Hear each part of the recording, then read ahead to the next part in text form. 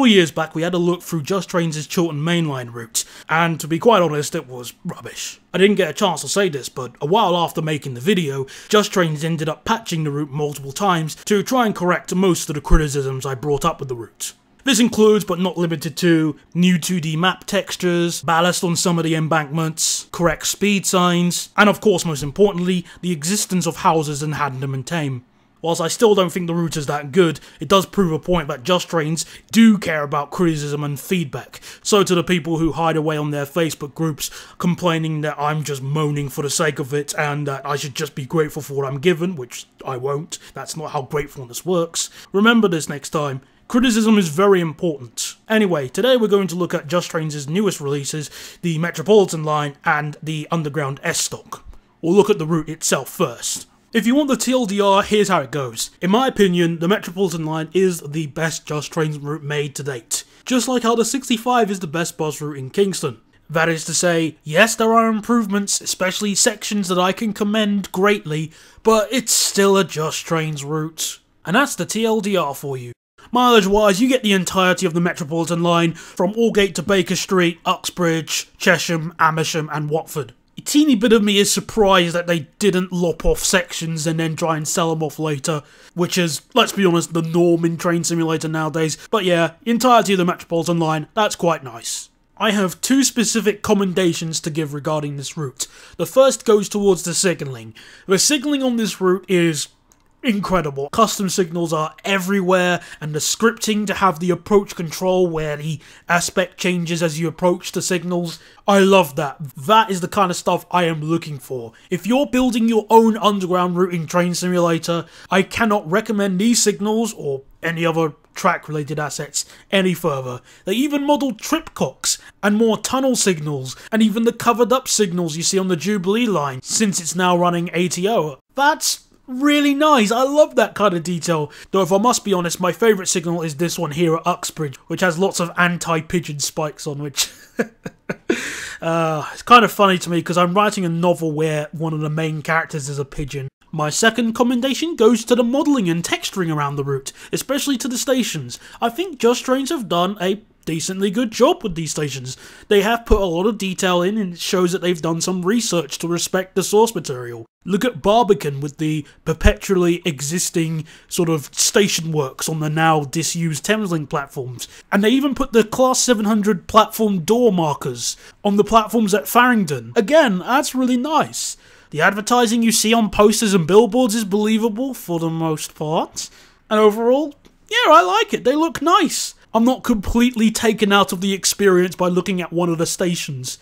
I did notice a teeny bit of clipping on the platforms at Aldgate, but, you know, I'll let that slide. It was nowhere near as bad as Mr. Leamington's Spa, that's for sure. Finchley Road also looks a bit dark compared to when I went there a while ago. It's, but again, it's okay. These stations look nice, and they have put in nice little details in, which, again, I can appreciate. However, whilst all stations are equal, some are just more equal than others. Dollars Hill doesn't get a custom model because, actually, why doesn't it get a custom model? And Kilburn still has those placeholder, not underground signage. Placeholders are alright during development, but when you release something outside of a beta, could we, you know, step it up a bit, please? Thanks. Okay, so what's the route like to drive on, then? Okay, listen very carefully. For the most part, driving on this route is okay. Not bad, not great, just okay. It's drivable. Like in the tunnel sections in central London. Those bits are okay-ish. There are some areas where I do suffer from potato frame rates, like around Uxbridge and Watford, and a bit of Amersham, but for the most part, it's not too bad. However, it's still built like a Just Trains route in terms of track work. Look here at the junction at Harrow on the Hill. Why is there this small sharp curve on the underpass? It's not like that in real life. It's almost like whoever was building the track work was using data from the Carto Metro maps, which aren't bad maps per se, but it was like they were following it down to every single inch, even if it looked a bit silly or questionable, or without directly comparing it to real-life cab rides and stuff. Not to mention, look how sharp the junction is outside of Uxbridge. Again, compare it to real life, nowhere near that sharp. Won't be half surprised if a train sheared its bolts going around the corners of that curve. It's ridiculous. Yes, Just Trains are definitely improving, but baby steps it seems. Those little things can be enough to take me out of the experience on these routes, as I mentioned before in the last news show episode. On the brighter side, you get some more quick drive routings, all from the main stations, which is okay. It's definitely more varied than the Chiltern Mainline and the Cornish Mainline, so that's good at least. Rolling stock wise, you get— oh wait, you get nothing! Sorry, whoops-a-daisy. Yeah, the train is kind of sold separate, and Just Trains don't have the excuse of using the default 166 anymore, and I don't know if it's just me, but I feel like they missed an opportunity to include an AI 1996 stock. The Jubilee line section feels really empty. Okay, so final thoughts. I really do think Just Trains have tried with this, especially when you compare to their previous routes that they've worked on over the years. It doesn't feel like it was built with a bucket and spade. It isn't a crime against humanity, nor is it awful in every single possible way. It isn't turning my PC into a toaster, nor is it warming it up to the surface of the sun just to run it, and it isn't as linear as the A15. Just Trains' Metropolitan line for Train Simulator caters to a niche. And even though it does fall short in some areas, I would be more than happy to recommend this to fans of the underground. If it didn't cost £30. Excuse me? £30 and you don't even include AI rolling stock, Dollar's Hill doesn't even have a custom model, and there's no... and the S-stock isn't even included, only if you buy a bundle, which gives you the S7 plus 1, not the S8, which is only... and even that costs you 40 quid!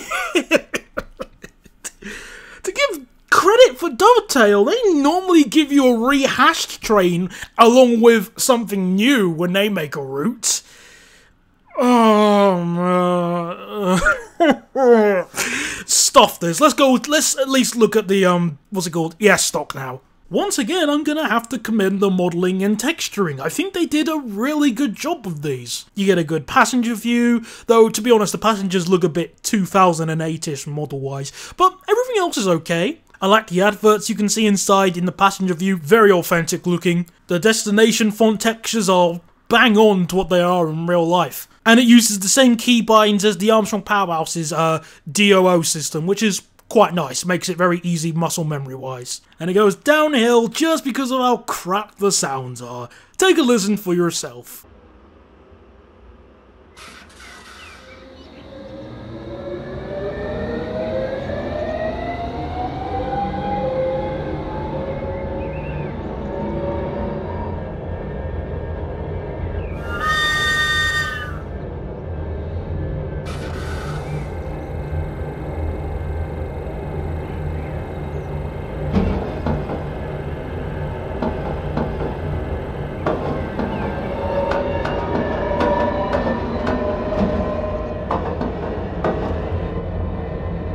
What irritates me more than normally is that the S-stock costs more money than the 319, but it's worse than the 319. And you don't even get the S7 plus 1 included with it. You'd have to buy it as a bundle or buy it again separately.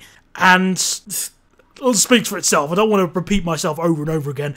It's overpriced, plain and simple. Even compared to the 319, which I thought was a teeny bit overpriced as well. But at least with the 319, the sounds are really good. Here, the sounds are rubbish. Yes, recorded from the real thing, but compared to what it really sounds like in real life, it sounds atrocious. All is not lost regarding the S-stock. The community is to the rescue once again. Mr. Linus has made a sound patch which, whilst not perfect, it'll do. The motors sound a damn sight better with this anyway. And there are District Line, Circle and Hammersmith and City destination patches available from Alan Thompson's sim. Fortunately, not behind any form of paywall. All of these are in the description if you want to get them yourselves. I honestly wouldn't recommend the S-stock or the Metropolitan line outside of a sale, to be honest. And definitely not without those aforementioned modifications. And that should just about cover it. Thank you very much for watching and have a lovely Christmas. The video has now ended. It seems I am not the only spy.